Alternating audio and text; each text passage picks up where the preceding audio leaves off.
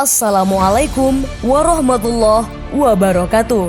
Sahabat beriman dimanapun Anda berada, alam penuh dengan segala macam fenomena yang menakjubkan dan juga menarik, yang telah membuat manusia terpesona selama berabad-abad sampai hari ini. Ada saatnya alam terlihat sangat indah, namun ada kalanya juga ia tampak mengerikan. Misalnya saja tentang hujan, kadang dapat menjadi hal yang ditunggu-tunggu karena hawa sejuk dan juga pelangi cantiknya.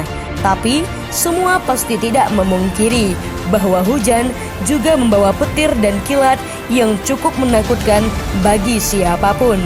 Di dunia ini ada beberapa fenomena petir disertai kilat yang terkenal mematikan, karena biasanya terjadi dalam intensitas sering dan memakan korban.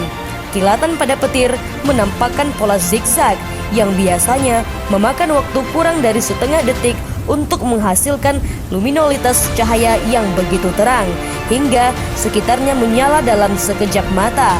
Dengan ledakan energi yang instan itu, petir bisa menebang pohon, membuat kebakaran, dan bahkan menyebabkan kematian. Lantas, apakah petir dihasilkan dari gesekan arus listrik? Atau bahkan petir dihasilkan sebagai alat untuk melempar setan? Temukan jawabannya dengan simak ulasan berikut ini. Pada zaman dahulu, orang belum tertarik untuk membahas fenomena ini. Manusia dari berbagai budaya seperti Yunani dan Romawi menganggap peristiwa ini berasal dari dewa yang memerintah di bumi dengan menangkal petir ataupun guntur.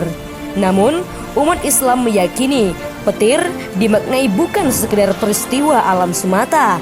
Petir atau guntur diabadikan menjadi salah satu nama surah dalam Al-Quran, yaitu surah ke-13 Ar-Ra'du. Setidaknya ada 3 istilah dalam Al-Quran yang merujuk pada makna petir, yaitu Ar-Ra'du, As-Sawaik, dan Al-Barq.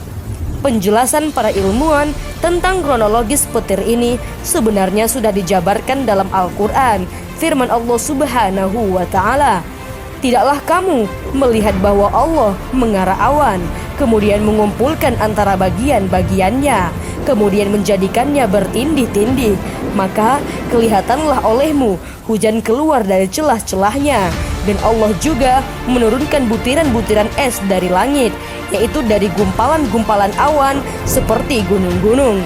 Maka ditimpakannya butiran-butiran es itu kepada siapa yang dikehendakinya, dan dipalingkannya dari siapa yang dikehendakinya. Kilauan kilat awan itu hampir menghilangkan penglihatan." Quran Surat An-Nur ayat 43. Teori sederhananya, udara yang dipanaskan oleh matahari naik membawa molekul-molekul air dan menguap di dalamnya. Saat kenaikan udara, kristal-kristal es yang terbentuk di dalam awan melepaskan energi listrik statis yang terbentuk karena pergesekan. Energi listrik ini mengandung unsur positif pada lapisan atas awan dan unsur negatif pada lapisan bawahnya. Ketika awan cukup terisi untuk mengionisasi udara, dengan adanya gesekan antara 2 partikel tersebut, terjadilah petir dan juga kilat. Namun, bagaimana dengan pendapat yang mengatakan bahwa petir dihasilkan sebagai alat pelempar setan? Ini mungkin hal baru yang dapat kita telusuri. Ada pendapat yang menyatakan setan menyukai mendengar hal-hal yang akan terjadi di atas langit. Ketika mereka mendengar, lalu dilemparkan kepada mereka api yang berkijar atau bintang jatuh. Lalu setelah setan itu mendengarnya, mereka kabarkan hal-hal tersebut dengan kebohongan-kebohongan yang bertolak belakang, jauh dari kebenaran, kepada para dukun dan juga para peramal. Dengan kata lain, yang dimaksud di sini adalah bintang jatuh, bukanlah petir. Lantas, apakah kebenarannya? Wallahu a'lam bishawab. Tentunya, sebagai umat beragama Islam, kebenaran hanyalah ada di dalam Al-Quran dan juga hadis.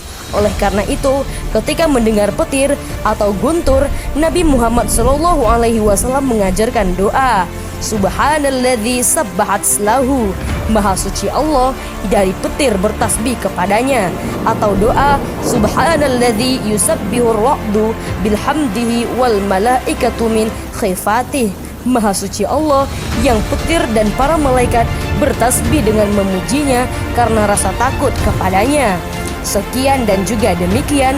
Terima kasih telah menyaksikan video ini. Jangan lupa subscribe, like, comment, and share.